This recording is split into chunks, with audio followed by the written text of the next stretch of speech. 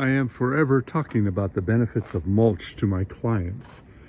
And in California, we're having water conservation measures, which has caused people to increasingly go to drip irrigation to sustain their landscape. And I want you to take a look at this little tiny area of watering right at the base of this Japanese maple. That's the water that this tree is getting. Now, where do you suppose the mass of the root system of this beautiful tree is? Is it in that little hole of water right there, or is it out here? Well, I'm going to tell you that the area that's being watered, those are the support roots with very, very little absorption. So this tree is pretty much surviving on natural rainfall, and hopefully they get out here and water with a hose once in a while, but I doubt it. Now the lawn area seems to be getting an adequate amount of water, and some of the plants that have roots that extend into a watering zone are going to do much better. Honestly, I'm surprised at how well this yard is doing with such a restricted amount of water. I mean, here's a Japanese maple, and I don't even see any water in that area. But it's really easy to kind of go along. Here's some camellias, and you can see the water zones.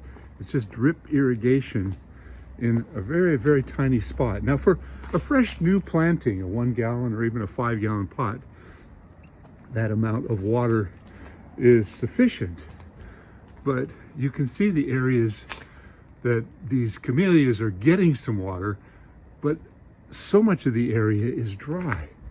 Now, when I talk about the benefits of mulch, the most important thing about the mulching is that it protects the soil.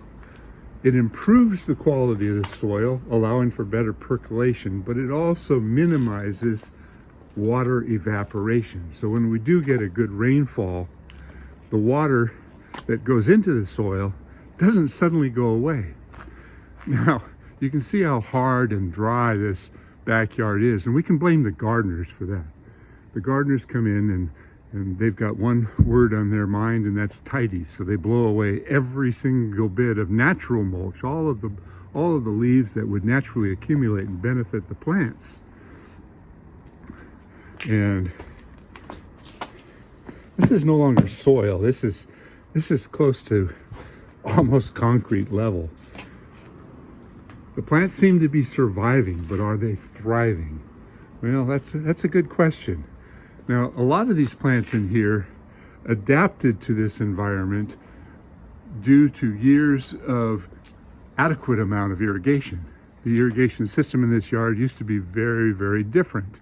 It used to broadcast over the entirety of the area, so the trees were able to get established well. But now I see that this yard is going to start to decline. Mulch would help incredibly well.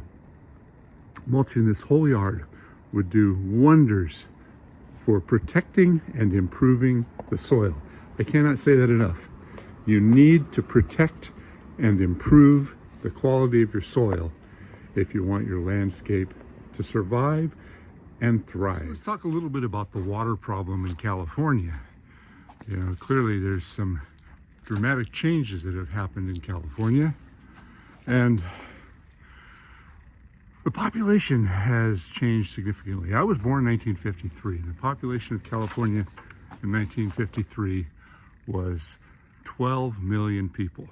By 1960, it grew to 15 million people. By 1970, the population was just a little over 22 million people. So from 1970 to today, the population has doubled. It's almost 40 million people. Now, the water that we have in this state to supply the needs of 40 million people, maybe a lot more than 40 million people, that's based upon the census, and the needs to keep yards irrigated, as well as feed this growing population, has changed dramatically. So what we had in 1970 was enough to sustain the population. Everybody could water their lawns, and everybody could, take good care of their landscapes, and water was cheap. but it was also abundant. We had a lot of rainfall in the 70s and even into the 80s. 1983 was a torrential storm year here in California. I remember that clearly. So now we're at a position where we've got all these trees that were planted in the 60s and the 70s that have become quite mature, and they're abundant. There's a lot of them. There's a whole lot of these giant trees that still need to be watered. You know, people forget that a lot of the species of trees that we put in California come from different parts of the world. Parts of the southern United States, like the magnolia, southern magnolia, you know, that's a real thirsty tree that needs a lot of water. And if we plant them and we get a lot of natural rainfall and we irrigate them and we take care of them, they get quite large, especially if you grow them in a lawn. But in the last, 15 years or so, our natural water has declined dramatically, the natural rainfall. We've been in drought years. We've gone over a decade of serious drought. Last year we had, quite a bit of rain, and hopefully it's going to change. Hopefully we're going into a new cycle. But because of all these long-term problems, people are adjusting the way that they irrigate. And the cost of water has gone through the roof. A lot of my clients, will spend anywhere from $300 to $500 a month on their water bill.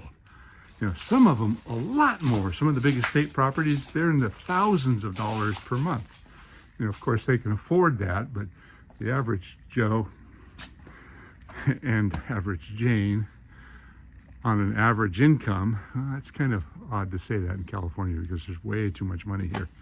But a lot of us really struggle to pay these high water bills.